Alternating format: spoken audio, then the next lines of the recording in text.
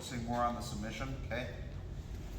Make sure this butterfly hook is under the far leg so it's harder for him to attack your leg, especially with what we learned last week with the toe holds, so he doesn't fish this out, okay? If he ever does, just make sure you're generally hand fighting here, okay? This foot tight to the hip, nice tight triangle, okay? Now, again, same thing. Exposing the heel here, okay? If you need to, at this point, your triangle's tight enough, you have the knee captured, it's not going past your knees. Use the hand to push this ankle tight to your hip, not up. If you go up, it's gonna slip out easier, okay? Push it down. Wide, in, wrist up, okay? Don't use the flat of your wrist. Again, this is more likely his heel is gonna slip through. Okay, thumb up. Fingers down, elbows tight, hands to your chest. 1, or if we turn this way, I'll bridge this way for 2. Make sense? Thumb up, okay? Gable grip. If I go, let's say, thumb this way, I lock it up, it's not that bad, right? Look at how wide my elbow is. It's a weak motion. Now look at my elbows. Now it's tight, okay? Now, let's say we're gonna go to the second grip. So if you're having trouble with the first one, this is gonna be a good opportunity to recite some of the details, okay? So, however we're entering, doesn't matter. Okay. Off a single leg X, we're landing in the straight ankle lock position, okay? Controlling the knee. Remember, this foot's on the far leg, this foot's on the hip, okay? Our triangle's tight here so that if Mark were to scoot away, we follow him, okay? And later on in class, if he were to spin that way, spin, see if he would still follow, okay? This needs to be tight, guys. All right, so let's go to the same type of situation this time. There's movement this way, whether I made it or he made it, okay? His heel gets exposed, okay? Remember guys, we're pushing this down, we're not pushing this up, okay? You push it up and you try to go to catch the heel, it's gonna be really tough, okay? Push it down. Now remember, to trap his foot, you're not doing this. That's why you guys are probably missing the heel, okay? It's not just bringing your elbow back. It's tucking your elbow into the toes. It should feel like the instep of his foot is completely trapped between your bicep, tricep, and your rib cage, okay?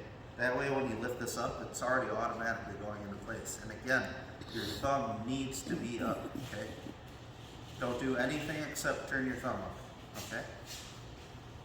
That was our first finish, okay? Now, sometimes when you go to catch the heel, even though, you know, you're trying to do it as perfectly as possible, different things can happen, okay?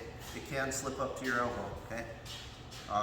You know, sweat, maybe he extends his leg, stuff like that, okay?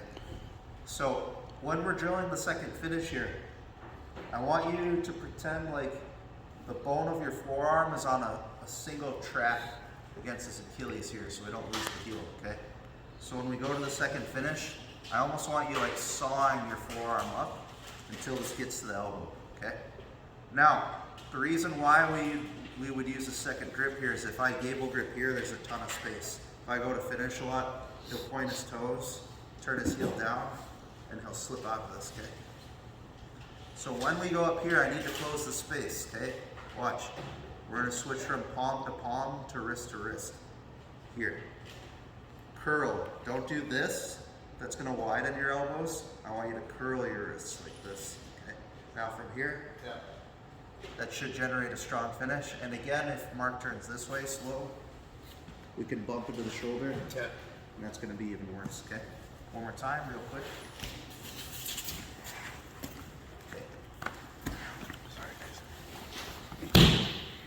Okay, so the heel gets exposed this way. Again, when I'm ready to attack it, if I need to, I'm going to take the hand off the knee, push the ankle down so it stays in this section. Wide elbow, and then a pinched elbow right on the knuckles of his toes, okay? Remember, try to get those toes like kind of to your armpit. Let's go to grip 1 first, right there, okay? Remember, that's going to be on the wrist bone right by the thumb. Our thumb stays up as you slide to the elbow. That way we're not losing the heel. From there, if you already have your gable grip, just switch it wrist to wrist. Curl, elbows in. Yeah. That's going to be a tight finish. Or if he turns this way, we're going to bump up into our shoulder. Okay. Make sense? All right, cool. Let's go. Heel starts extending down to my elbow, okay? The problem with the gable grip here is now there's a big gap of space between my hands. So I need to further close that space. So I'm going to further my grip. This is very simple. Watch. From my gable grip, I'm going to slide down so my wrists are touching. Okay, we call this a butterfly grip. Now you're just going to curl your wrists. And you're going to do the same motion to finish. This is going to get pretty tight pretty fast, so be careful. We're just going to essentially land directly in that position now. Okay, so this is really important because this covers a different scenario and a different angle for catching his foot. So the first two techniques, we're specifically looking at a turn this way where he exposes his foot to me, okay? If he's smart and he knows that's bad, he's not going to turn that way. He's going to hide his foot. Yeah, he's going to stay here. Turn. Okay. See, this angle, fully turn this way, it's really hard to do that first movement, okay? His foot's pretty well hidden at this angle, okay? So we're gonna look at an alternate method of catching the foot, okay? We're gonna do a little elbow hop here. So I'm still gonna make this perpendicular angle with my arm, but instead of going right to his toes and his foot this time, I'm gonna go to his ankle, okay? Right there, so I can trap it to my hip here. So if Mark tries to move his leg around or free it from this angle, I'm pretty well attached to it, okay? Now, here's the tricky part. We need to bump our hips up and almost around slightly so that we can make space here to slide this arm under the heel, okay? So from here, what I'm looking to do is bump my hips up, okay? You guys see when I do that, the space right here opens. That's the space where my elbow is gonna go through, okay? So as I bump up, I slide my elbow back until I feel my wrist catch that heel again. A lot of times if you do this right, it's gonna set right to the first grip, okay? No need to slide your elbow, okay? Thumb is still up. These fingers are still down, gable grip. And now from here, like last time, I can bump into my shoulder to finish. Yeah. Okay. So from here, guys, another detail you can utilize, if his foot's like moving around a lot, and like you can't use this hand to rotate his knee this way, you're gonna use this hand to push his ankle tight to your hip, okay? Now what we're gonna do is that same thing with the elbow, but this time, instead of going to his toes right away, we're gonna go to his ankle, okay? And we're gonna lay on it, okay? Can you get your leg out? Okay, good. Now watch, in order to get his heel again, I'm gonna bridge my hips to make space so my elbow draws behind me again, okay? So we're here, I bridge, my elbow slides behind, and now I've caught the heel again. Okay, first grip is usually gonna set here first since we don't have a lot of space. Be careful, this is gonna be pretty tight because his foot is pinned to the ground now. Okay, elbows tight, then see. Moving on. Guys, remember that motion because we're potentially gonna use it on the next move, okay? For now, okay. We explored going this way, okay? There are more options, but that's going to be the less, the side with maybe the less possibilities in my opinion, okay? So a lot of times in this position, you're going to see more instances where he goes this way, okay? Especially if I have his leg caught already, okay? So going this way a little further, don't come up. Okay.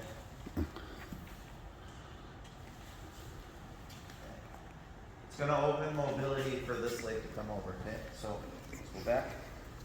So as he's turning, I'll turn with him, and I'm going to get this top leg across the hip, butterflying his far hamstring. Okay. Now, this is going to feel tight right away. It's going to feel like you have something. Okay. But there's a big pocket of space right here. So for example, if I just got excited about this leg and I went to attack his leg, a big thing that can happen is Mark's knee is just going to go right through the space. And if I lose his knee, I lose the heel hook. Okay? So really important right away, I'm going to straighten this leg and I'm going to bring this knee to the quad side of his knee. Okay? Just like the last entanglement, okay, the regular single leg X, for the reap here, I want his knee past my knees closer to my hip, okay? If it's closer to the floor, it's kind of like an arm bar, okay? Or if it gets past your hips, like you've essentially lost it, right? So now we have this knee nice and shelved up, okay? The most basic finish that I want you guys to practice first is essentially the same thing, pushing this down, wide elbow, and pitching the toe line with your tricep. Okay, here, here's the first finish, okay? Now down the line, he can be moving a little more. So let's say, for example, he turns this way just a little bit. We'll be sideways, we can go through the knee, okay? If he continues to turn, we could go belly down, which is probably gonna be the worst. And get a strong finish there as well. Okay. Nick. Sorry. All right, so one more time. Okay, we just explored that way using the elbow hop to catch the heel, okay? Now we're gonna explore stronger leg positions. So we're gonna turn this way. Bring this leg over, butterfly hook the far hamstring.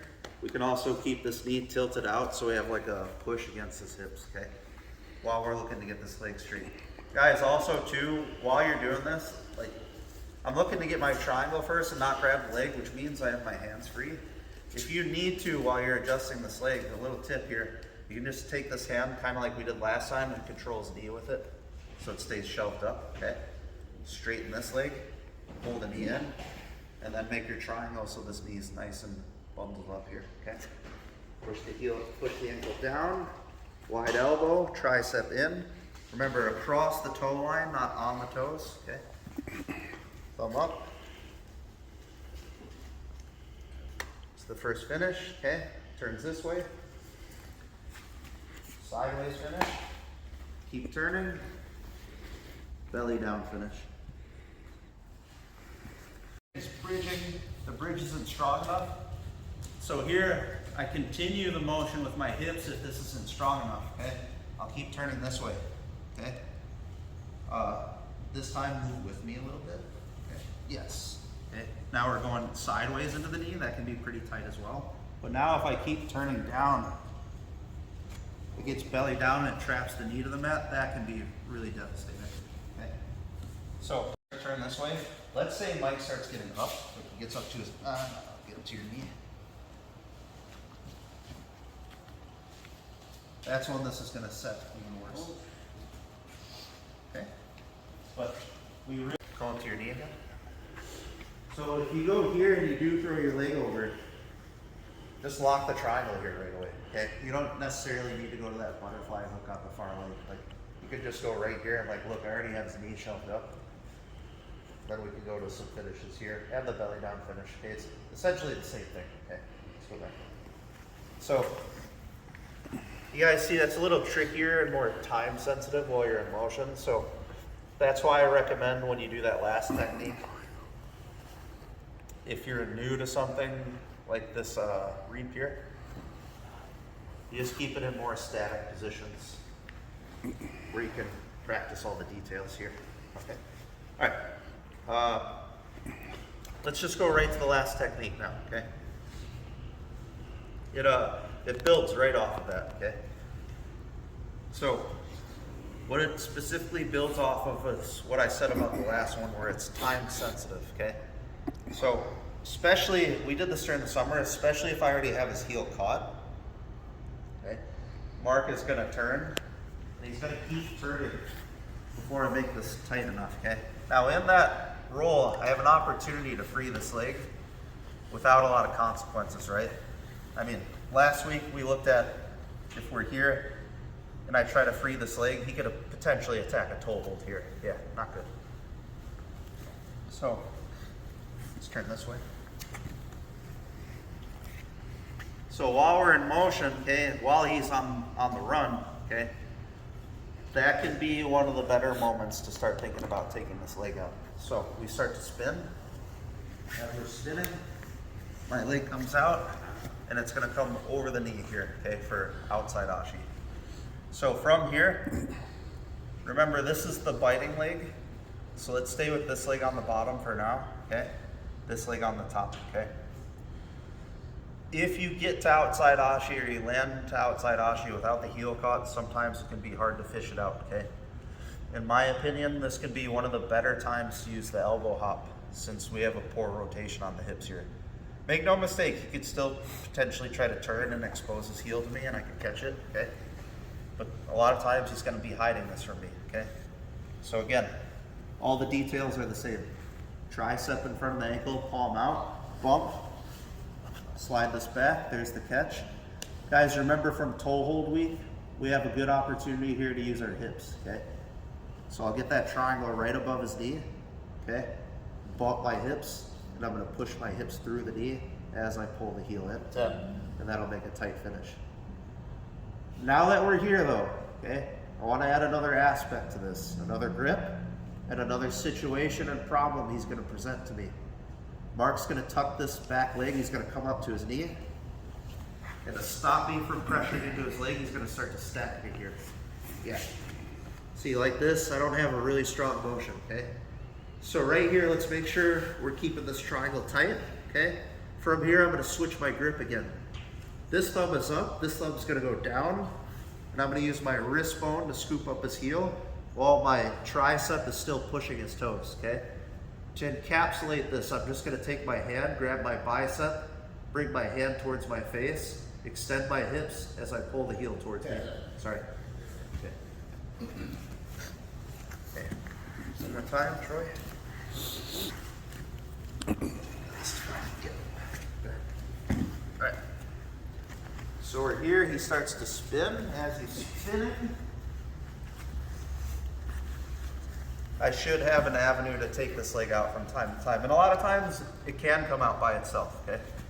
And like you might be thinking, oh shit, I lost my position. This is a good spot to go to, okay? All right. So from here, this happened to me yesterday too when I was doing it to Eric, long legs, okay? If you need to, like if you're like, fuck, I just can't hop over this, slide yourself down a little more if you need to, okay? So here, bump, got the heel caught, okay? From here, I can open my knees, bridge through it, okay? Troy's gonna tuck his foot, he's gonna come up to his knee, and he's gonna stack. Okay. From here, I'm gonna make sure I get this triangle tight. I can't finish here.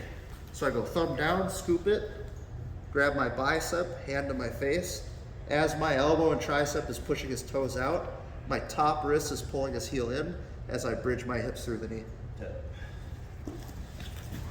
Make sense? Cool. Let's go. Yeah, look at it like a triangle. This is the biting leg. Typically the other leg goes on top, right? Okay. So it can be much harder here since I'm only controlling one side of his body to do this rotation where I expose his heel. Like Grant's gonna be really heavy with this leg.